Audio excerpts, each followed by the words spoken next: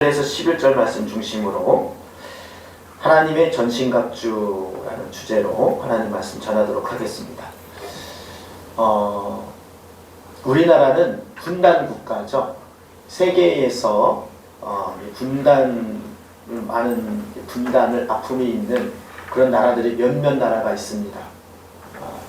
그래서 시간이 지나면서 냉전 시대라고 하죠. 자유주의와 공산주의가 나눠서 이렇게 아주 강력하게 대립되는 시대가 있었습니다. 냉전 시대라고 하는데 그때가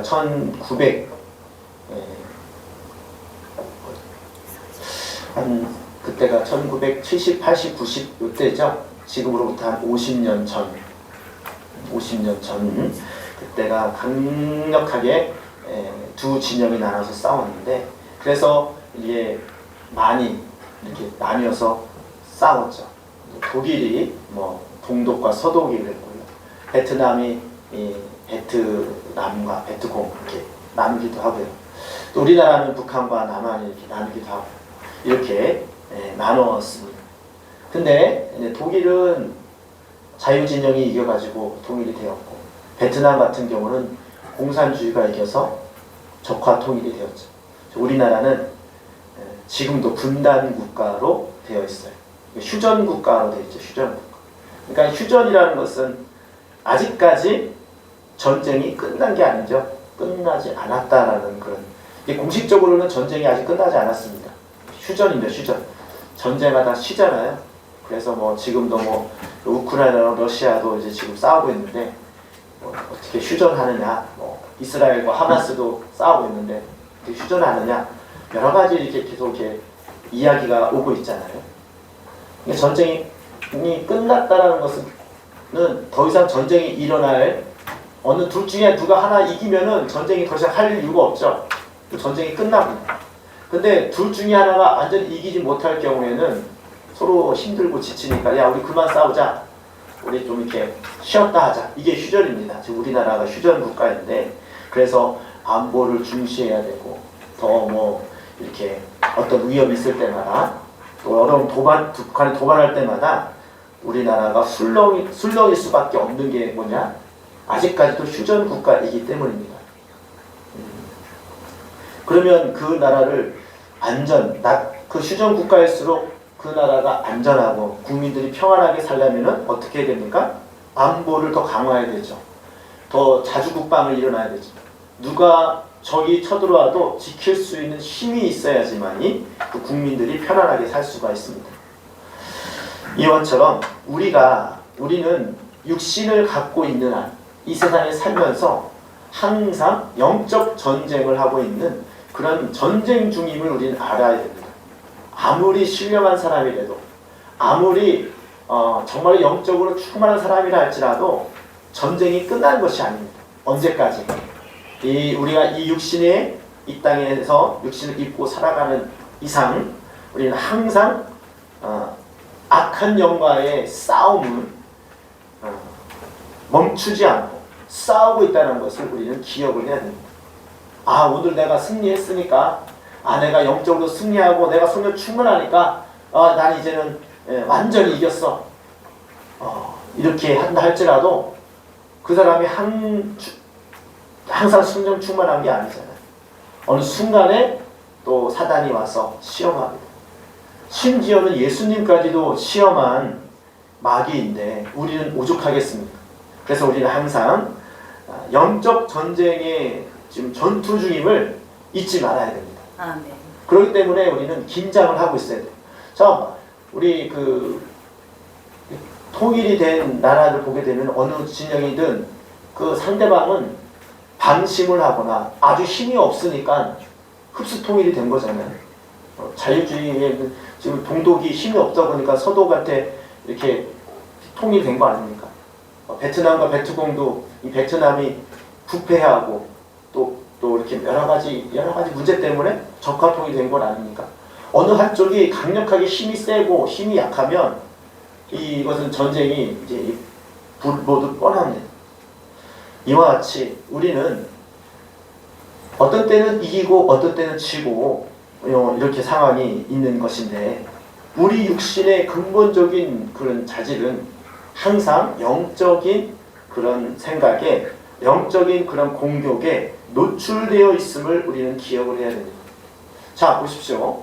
우리가 아무리 영적으로 충만하고 하나님 말씀 앞에 내가 온전히 이렇게 갖추었다 할지라도 어느 순간에 우리 생각에, 내 마음속에, 내 심령 속에 그런 악한 사단의 괴계로 공격당하지 않는 그런 경우는 없습니다. 생각에는 경계가 없죠.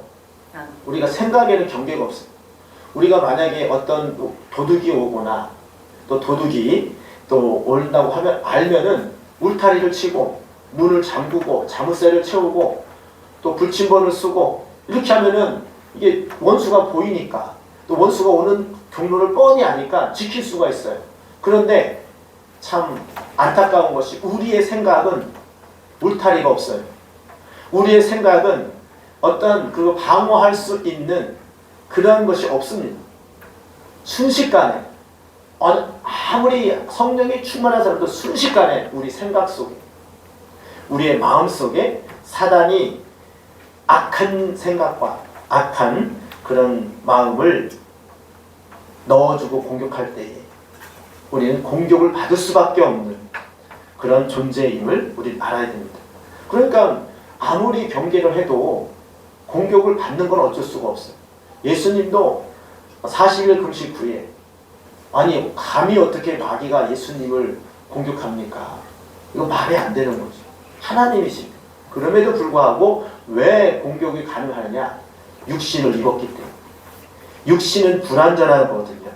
육신의 이 자체가 흙으로 만들어졌고 이 하나님이 보세요. 성경에도 보면 하나님이 이 마귀가 하나님께 덤비는 거 봤습니까?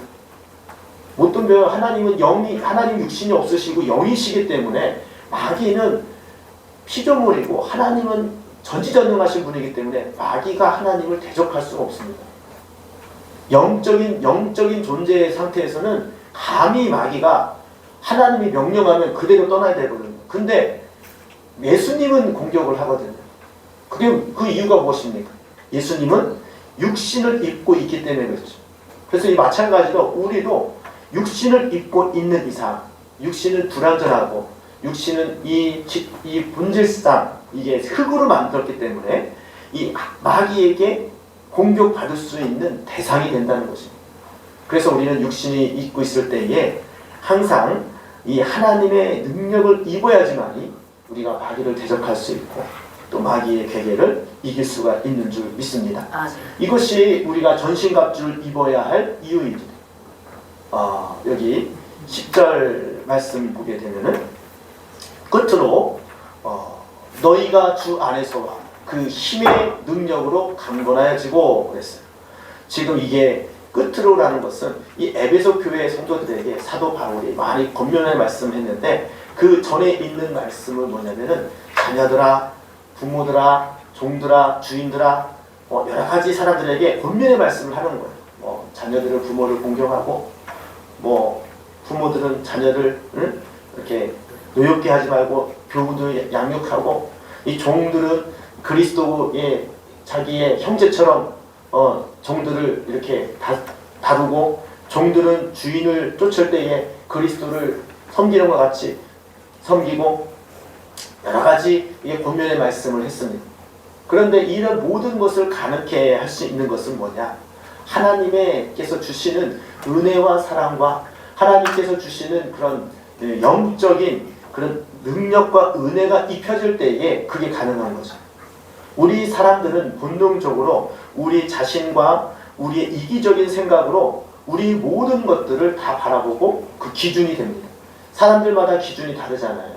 사람들마다 착함의 기준이 다르고 또 사람들마다 좋고 나쁘고의 기준이 다릅니다. 우리 흔히 얘기하잖아요. 야, 쟤는 참 좋은 애야. 그 좋은 애의 기준이 뭡니까? 좋은 애의 기준은 내가 보기에 좋다는 거예요. 저 사람이 나한테 잘해주니까 좋다고 얘기를 하는 거예요. 저 사람이 나한테 잘못해주면 쟤는 별로야. 나쁜 애야. 이 기준도 누구 기준이에요? 내 기준이에요. 내 기준. 나한테는 좋을 수 있는데 이 사람을 싫어한 사람한테는 안 좋을 수가 있는 거예요. 좋다라는 개념은 주관적이고 결국은 자기의 육신이나 자기 삶에 어떤 좋은 영향을 주는 사람, 이런 사람을 좋다라고 얘기를 합니다. 좋고 나쁨은 절대적인 선과 악의 기준이 아닙니다. 그러니까 선과 악, 좋고 나쁨, 이것은 다른 거예요. 그러니까 선과 악은 절대적인 건데, 선은 뭡니까? 하나님은 선이시고 하나님의 말씀에 반대되는 것은 다 악이잖아요. 근데 좋고 나쁨은 내 기준이거든요. 그래서 우리는 우리 세상을 살아가는 데 있어서 착각하는 게 무엇이냐면 좋고 나쁨으로 우리가 살아가면 안 되는 거예요. 좋고 나쁨. 사람마다 좋은 거와 나쁜 거는 기준이 다르기 때문에, 그것이 절대적으로 될 수 없기 때문에, 그것으로 말미암아 내 감정이 좋다고 막 이렇게 그쪽으로 막 쏠리고 나쁘다고 막 싫어하고 이래서는 악한 영을 이길 수가 없다는 겁니다. 악한 영을 마귀의 전쟁에서 이길 수가 없는 거예요. 우리가 선악과를 따먹은 우리가 이 사건이 있잖아요. 선악과를 따먹을 때 아담과 하와가 선악과를 왜 따먹습니까? 선악과를 따먹는 게 좋아 보이니까 먹은 거잖아요. 근데 따먹는 건 악이잖아요. 하나님 말씀 불순종하니까. 우린 육신의 정욕대로 살아가는 사람들이 죄를 짓는데, 죄를 짓는 사람들이 그게 싫어하면서도 지켰습니까? 좋으니까 지켰죠. 좋으니까. 그것을 쾌락을 느끼고, 그것으로 말미암아 내 육신이 더 그 희열을 느끼고, 야, 내가 더 이익이 되니까 죄를 짓는 거 아닙니까? 좋고 나쁨으로 살아가는 사람들은 소위 말하면은 약간 좀 육신의 정욕을 따라 짐승과 같은 사는 사람들의 그런 삶이라고 볼 수 있습니다. 오늘날의 많은 현대인들이 그렇습니다. 야, 이 인생은 내 거고 우리 거고 네 거고, 그리고 이 자기의 삶을 안위를 위해서, 쾌락을 위해서 즐기면서 자율적인 개인적인 삶을 추구합니다. 근데 그것이 결국은 우리 그렇잖아요. 드라마에서나 영화에서 보면은 네 마음이 가는 대로 하고 네가 하고 싶은 대로 해. 그것이 인권이고 네 자유고 네 마음대로 네 인생이니까. 이렇게 하는 사람들이 많이 있습니다. 근데 그게 굉장히 위험한 게 뭐냐면, 아니 내가 마음대로 죄를 짓고 싶으면 죄를 져도 된다는 거예요. 하나님 말씀을 싫어하면 안 해도 된다는 거예요. 학생 인권 조례안이 뭡니까? 학생들도 인권이 있으니까 학생들의 인권을 존중해줘야 된다는 거. 예를 들면 나 공부하기 싫은데 요새 이제 교회 교사들을 하도 안 하려고 하죠. 교대가 미달되고 그래요. 그러니까 소위 옛날에는 그 교사되고 하는 것이 굉장히 로망이어가지고, 아니 젊은이들이 교대에 가고 학생에 가고 이런 거를 굉장히 좋아했기 때문에 경쟁률이 되게 높았어요. 소위 말하면 똑똑하고 좀 약간 좀 이게 사명감을 가지고 하고 싶은 사람들이 많았단 말이죠. 그런데 교사들을 안 하려고 하는 거 왜? 교권이 땅에 떨어지니까 서로 안 하려는 거. 그러면 어떡합니까? 그냥 원서만 내면 다 들어가는 거예요. 누구나가 다 교사할 수 있는 이제 그런 시대가 왔습니다. 이 사람들이 기피하는 그 직업이 교사가 되었습니다. 왜냐하면 이 교사는 말 그대로 뭐 돈을 많이 버는 것도 아니고, 또 그렇다고 해서 사람들한테 존경받는 것도 아니고, 옛날에는 존경도 받고 사명감도 있고 보람도 있고 이러기 때문에 사람들이 많이 갔는데, 지금은 그게 아니에요. 왜 그렇습니까? 뭐 이게 학생들 인권을 자꾸만 하다 보니까 오늘날의 학교에서도 나 공부하기 싫은데 왜 공부하라고 그러냐? 이건 인권 침해라는 거예요. 그래서 수업 시간에 자도, 옛날에는 다 아시겠죠? 저도 생각해보면 졸고 하면요, 선생님이 누구누구야 하고 깨우라고 해요. 깨우고 어쩌면 졸면은 막 나가서 일하고, 심지어는 막 때리기도 하거든요.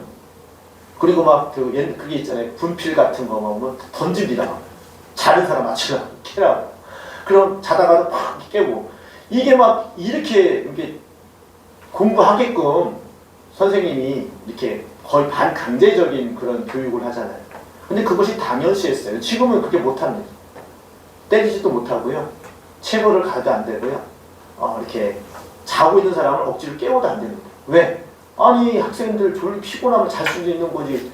왜 교사가 뭔데 왜 내 인권을 내 권리를 왜 침범하냐. 이게 학생 인권 조례아니에요. 또 학생들이 그렇잖아요. 나는 지금 미성년자지만 나는 저하고 좀 이렇게 사랑을 나누고 아이도 낳을 수 있는 권리가 있다라는 거예요. 옛날에는 그런 것이 전혀 상상도 못할 일들이 지금은 자기 개인의 자기 욕구에 그것을 존중해 준다는 미명하에 이게 사단의 계략이거든요. 그런 모든 죄악과 소위 말하면 폐역함이죠. 이 폐역은 무엇입니까? 윗사람을 존경하지 못하는 게 폐역이에요. 배움 암덕한 것이 폐역이거든요. 부모님을 존경하고 선생님을 존경하고 어른을 존경하는 것이 이게 마땅한데 이제 그게 아닌 거예요. 너는 너고 나는 나라는 거예요. 네 인생은 네가고 내 인생은 아무도 내가 하고 싶은 것을 아무도 건드릴 만한 그럴 자격이 없다는 거예요. 이게 학생인권 조례 안에 들어가 있어요. 그래서 오늘날에 많은 학교에서 엄청난 그런 일들이 벌어지고 있어요. 오죽하면 교사가 시달림받아서 학부모에게 시달림받고 학생들한테 시달림받아서 자살하고 교사들을 교사가 못한 먹었다고 그만두는 사람이 얼마나 많습니까? 이게 심각한 거거든요. 근데 학교만 그러느냐? 직장에서도 마찬가지. 어느 곳에서나 그런 현상들이 벌어지고 있습니다. 왜 그렇습니까? 이 기준이 선과 악의 기준이 아니고 하나님 말씀의 기준이 아니고 좋고 나쁨의 기준이에요. 내가 좋아서 한다는데 왜 말리냐 이거죠. 내가 좋아하는데. 이게 악한 영은 우리를 어떻게 해서든 하나님의 말씀을 지키고 하나님 말씀대로 살아가는데 방해하는 그런 공작을 하는 것입니다. 그래서 우리가 오늘 말씀 보니까 그 주 안에서와 그의 힘의 능력으로 강건해져야 된다. 우리는 하나님 말씀을 듣잖아요. 우리는 일단 지식이 없으면 그럴 만한 지식이 없으면 싸울 수 있는 의지가 없는 거죠. 우리가 하나님 말씀을 듣는 것은 무엇입니까? 하나님 말씀을 들을 때에 나의 원수가 누구인지 그리고 내가 싸워야 할 대상인지를 바로 알게 하는 것이 하나님 말씀이에요. 이것이 옳구나, 이것이 구르구나, 이게 선이구나, 이렇게 살아야 되는구나 이렇게 알게 하시는 것이 하나님 말씀이고 성경 66권이거든요. 그래서 우리는 말씀을 자꾸 아이들한테 들려줘야 됩니다. 요새 우리 아이들을 보게 되면은 어떤 것이 옳고 그른지 어떤 것이 정말 하나님의 뜻대로 사는 건지 몰라요. 모릅니다. 안다고요? 말하지 않으면, 가르치지 않으면 알 수가 없습니다. 이 세상은 그걸 가르쳐주지 않아요. 학교에서도 그걸 가르쳐주지 않아요. 그럼 그것을 아이들을 어떻게 올바른 길로 가게 가르칩니까? 하나님 말씀만이 어느 것이 참이고 어떤 것이 거짓인지 어떤 것이 악인지 어떤 것이 선인지 구별할 수 있는 그러한 교과서가 된다는 것입니다. 그래서 우리는 아이들한테 학교의 공부도 중요하지만 더 중요한 것은 하나님 말씀으로 아이들을 양육하고 또 아이들에게 그것을 들려주고 또 그것이 옳다는 것을 자꾸만 일러줘야 됩니다. 이게 부모의 의무거든요. 근데 이 말씀을 듣고 자란 사람 아이들은 어느 것이 선인지 악인지 분별할 수 있는 지식이 생겨요. 근데 지식으로만 되는 것이 아니라 오늘 말씀 보니까 우리가 하나님의 이 11절에 보게 되니까 마귀의 관계를 능히 대적하기 위하여 하나님의 전신갑주를 입으라 했습니다. 하나님의 힘의 능력으로 강건해진 것뿐만 아니라 전신갑주를 입으라. 전신갑주는 무엇입니까? 전쟁터에 나가는 그런 그 갑옷, 무기 이런 것들 전체의 그런 그 장비를 말하는 거죠. 우리는 하나님께서 우리에게 주시는 그런 무기들이 있습니다. 하나님께서 주시는 그 무기가 우리 심령과 우리의 마음에 갖춰질 때에 비로소 악한 영과의 싸울 수 있는 그런 군인, 하나님의 군대가 되어지는 것입니다. 이 마귀의 괴계를 우리가 알았어요. 마귀는 끊임없이 공격한다고 했죠. 에덴 동산에서부터 예수님에 이르기까지 또 오늘날에 이르기까지 우리는 수도 없이 이 세상은 악한 사단의 공격으로 말미암아 우리에게 항상 공격해 올 때에 우리가 어떻게 방어합니까? 어떻게 우리가 그것을 이길 수가 있습니까? 일단은 지식이 있어야 되는 거죠. 지식.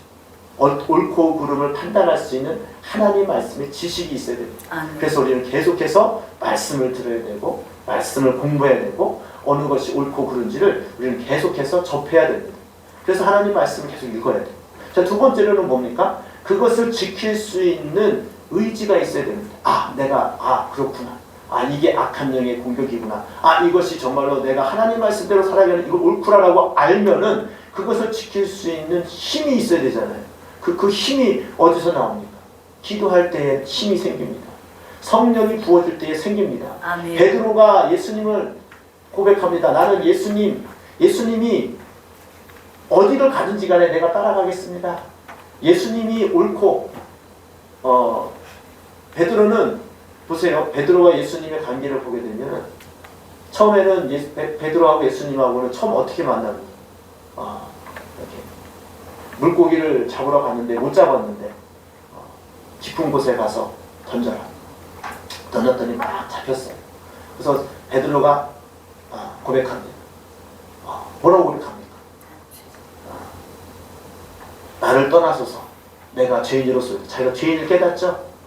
자기 생각과 자기의 그런 사고방식과 그 모든 것을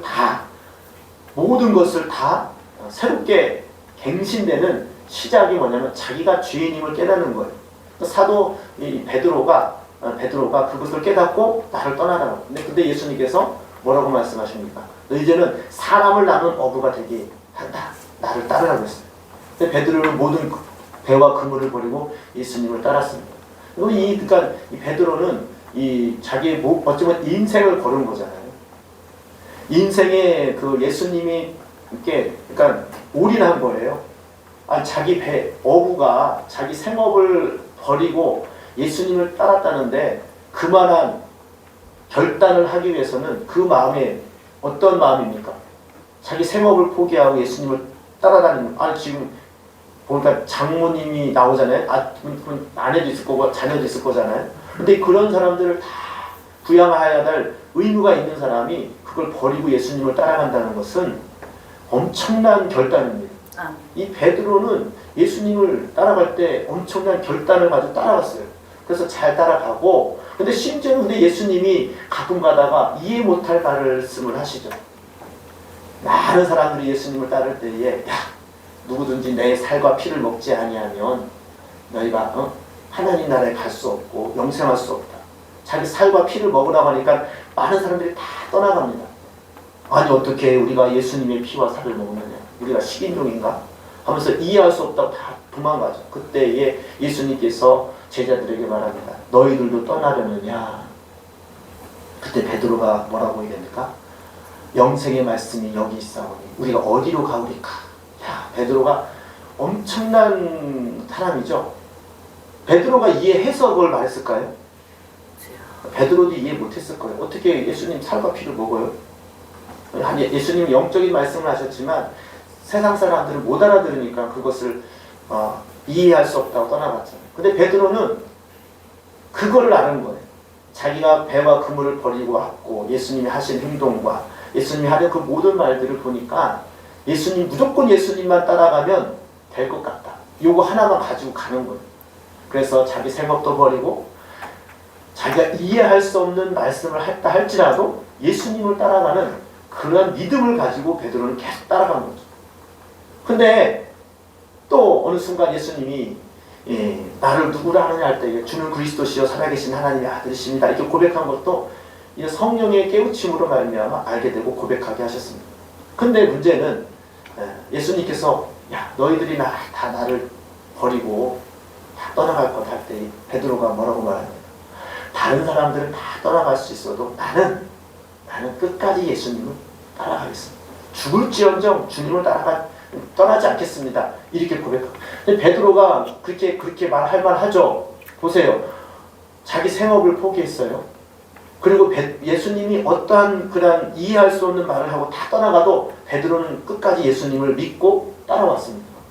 근데 이번에는 다 떠나간다고 했는데 베드로가 고백합니다. 지금까지 베드로는 처음부터 예수님을 떠난 적이 한 번도 없어요. 그리고 어떤 좀 그런 어려움이 있을 때도 항상 예수님을 따라다녔습니다.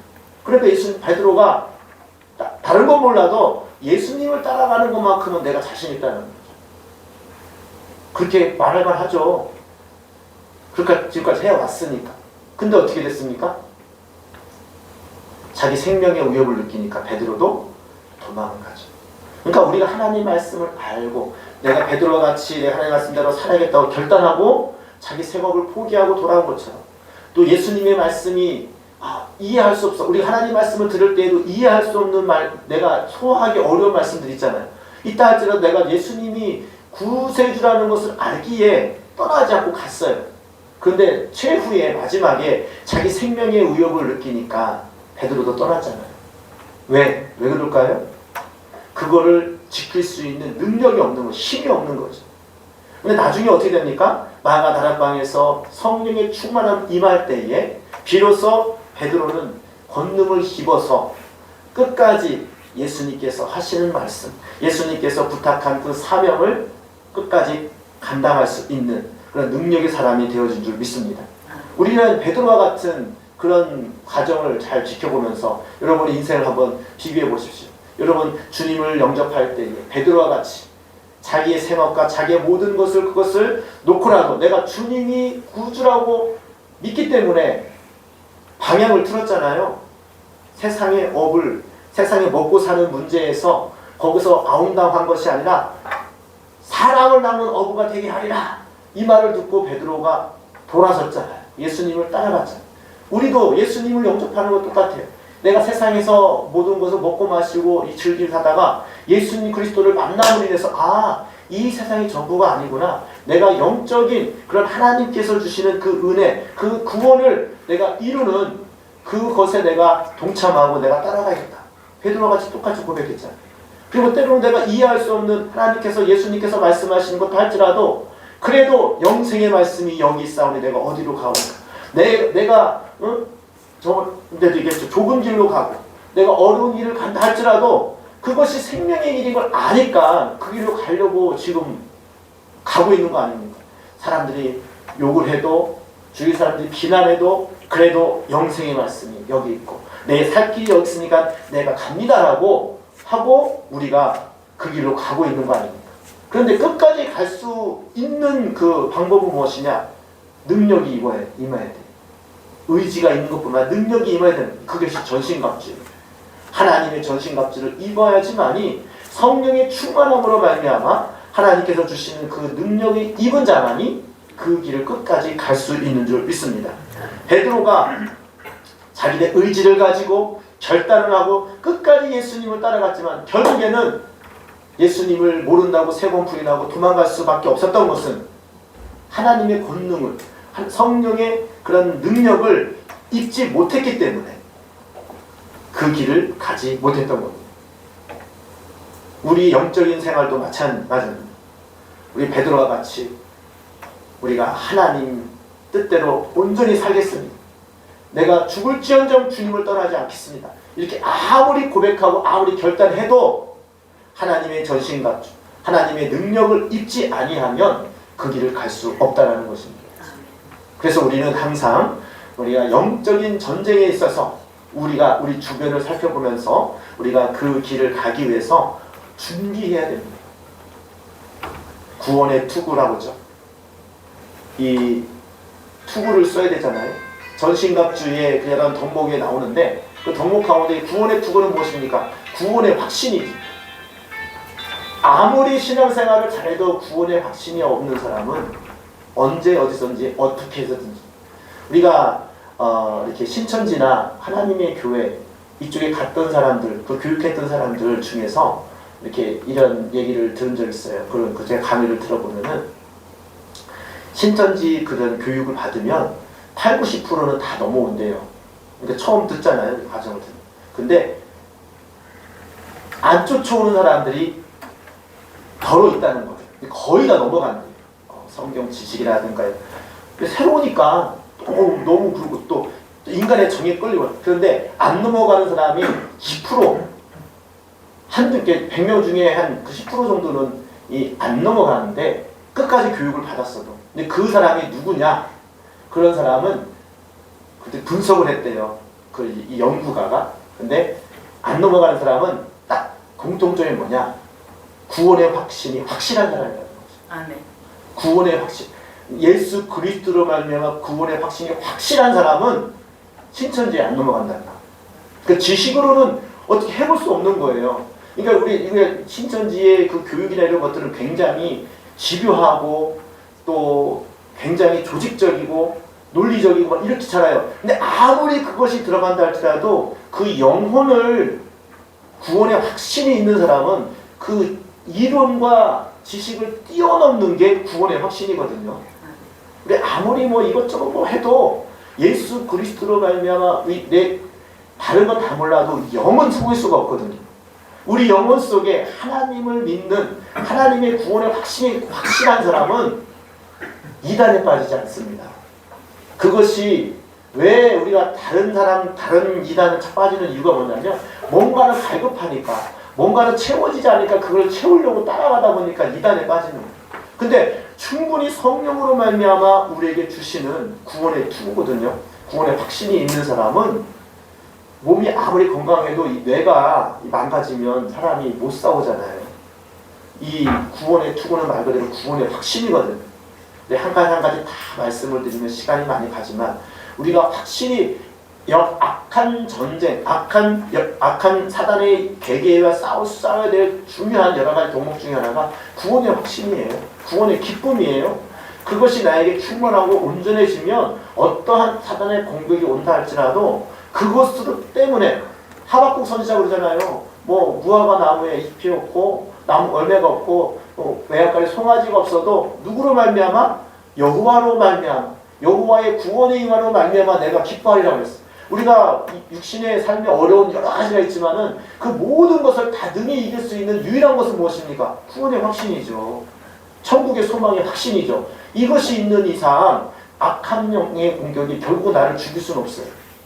여러분 마음속에 어떤 믿음 생활을 하든지 어려움이 있든지 간에 항상 주님께서 주시는 전신갑주로 갖춰주기를 주님의 이름으로 축복합니다.